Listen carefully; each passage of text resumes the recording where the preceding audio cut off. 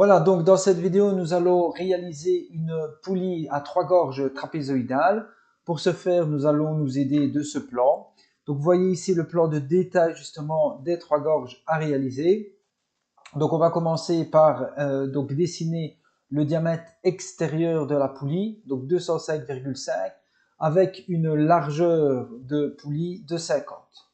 Donc, comme d'habitude, on va aller dans Nouveau, on va créer une pièce, donc dans Standard IPT. N'oubliez pas d'être en millimètres et vous faites créer.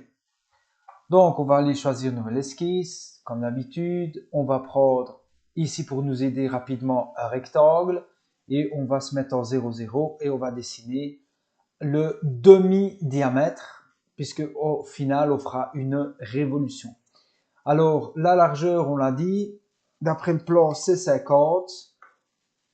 Voilà, on dézoome. Et ici, on va faire, donc puisqu'on fait la moitié de la pièce, ben, on va pas se casser la tête. On sait que c'est 205,5 et on divise par 2.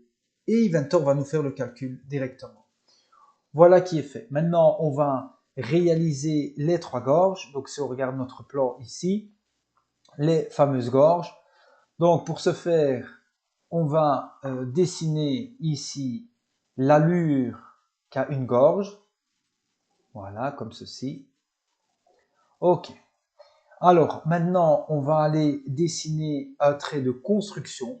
Donc, on va prendre ici construction.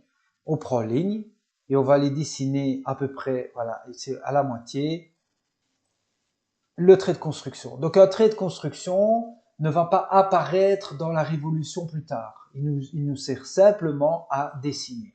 Il disparaîtra de par lui-même. Alors, on va prendre cotation.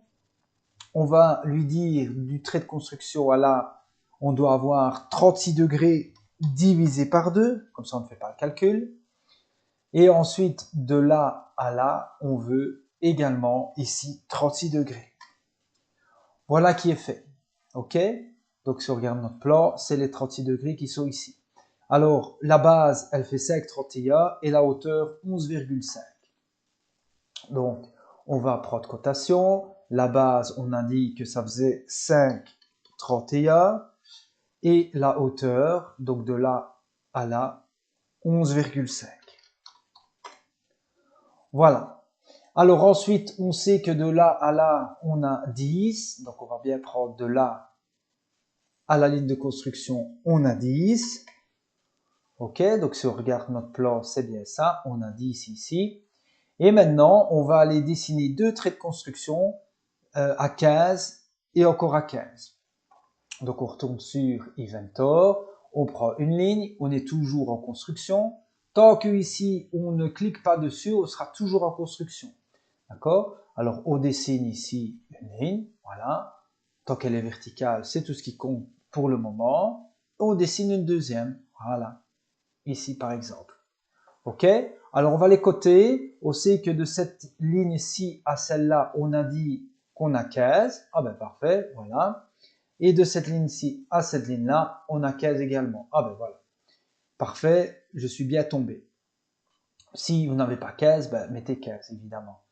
Alors maintenant, on va pas refaire donc ceci, même si c'est assez rapide. On va utiliser une nouvelle fonction, c'est la fonction copier. Donc, on fait en sélectionnant une fenêtre, voilà, on maintient la souris puis on relâche. Et puis dans point de base ici, point de base, on clique dessus, on lui dit le point de base, on aimerait bien que ce soit, donc là il faut zoomer, donc ici je sélectionne ceci, voilà, je vais aller sélectionner le point vert ici, voilà, d'accord. Et puis je vais me déplacer pour aller chercher le point vert ici, et là vous pouvez prendre ici tout en dessous, accrocher à la grille, voilà, et on va pouvoir aller accrocher le point en fait, voilà, parfait, et on clique, on est sûr qu'on est dessus. Donc, soyez bien horizontal par rapport au trait. Voilà. Et on se déplace. Faire très attention. Voilà. D'accord? Et on est sûr d'être bon. Donc, on fait terminer. En faisant échappe. Et on fait ici terminer. Voilà. Et vous avez pratiquement terminé il ne sert plus qu'à ajuster en enlevant ici ce qui ne nous intéresse pas. Voilà, quand c'est fini, ben, on fait terminer l'esquisse comme d'habitude. Voilà, révolution, il sélectionne la révolution pour vous. Si c'est pas fait, ben, vous lui dites la révolution, mais ici il n'y a qu'une surface, donc il n'a pas le choix. Et alors vous lui dites, vous voulez que tout ça tourne autour de cet axe. Voilà, et vous faites OK. Et la poulie au niveau des 3 gorges est terminée. Voilà, donc maintenant nous allons réaliser les évidements de la poulie qui permettent entre autres de l'alléger.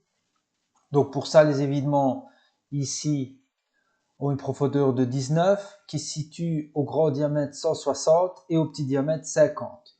Et on n'oubliera pas à la fin de faire les rayons de 5. Ok, donc on va faire une nouvelle esquisse de ce côté-ci par exemple.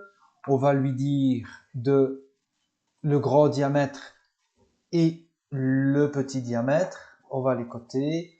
Le grand diamètre, on a dit que c'était 160. Le petit diamètre, on a dit que c'était 50. On termine. On extrude. Donc, on sélectionne la partie à enlever. Et on lui dit que c'est à couper. Voilà. Et on lui dit ici d'une profondeur de 19. Voilà qui est fait. Donc maintenant, on n'oublie pas de faire le congé. Un congé de 5. De quoi? De cette arête. Voilà. Alors, vous pouvez faire la même chose de l'autre côté, ou vous pouvez vous dire, ben voilà, je vais utiliser ici la fonction plan médian. Je vais cliquer sur ce plan-là. Je vais cliquer ensuite sur ce plan-là. Et il va me trouver automatiquement le milieu avec ce plan-ci. Et vous avez compris, qu'est-ce que je veux faire? Je vais donc faire un miroir de la fonction ici. N'oubliez pas de prendre aussi l'arrondi. Sinon, il faudra le refaire par après. Et vous lui dites plan de symétrie. C'est celui-ci. Vous faites OK. Et normalement, de l'autre côté, vous avez la même chose avec le rayon de 5. Maintenant, on va enlever le plan. N'oubliez pas, comme toujours, on le rend invisible parce que sinon, vous allez supprimer ce que lui a créé avec vous. Voilà. Alors, évidemment, j'ai oublié de faire le rayon. On va le faire tout de suite, c'est pas grave. De intérieur, de chaque côté. Voilà, ça c'est rapide, ça va tout seul. Voilà. Maintenant, on va faire ici le trou. Donc, plusieurs manières de faire le trou. Bon, on va le faire d'une autre manière. Hop, on prend une nouvelle esquisse, on prend un point, on le met ici. On termine l'esquisse. On va dans perçage. Et dans perçage, on fait un trou simple de diamètre 30. D'accord? Et on fait distance ici à travers tout. OK. Voilà qui est fait. Il ne nous reste plus qu'à faire la rainure de clavette. On a déjà appris à le faire, mais on va le faire très vite. Donc une nouvelle esquisse là-dessus. On va prendre un rectangle. Avec le rectangle, on donne plus ou moins la forme. Voilà.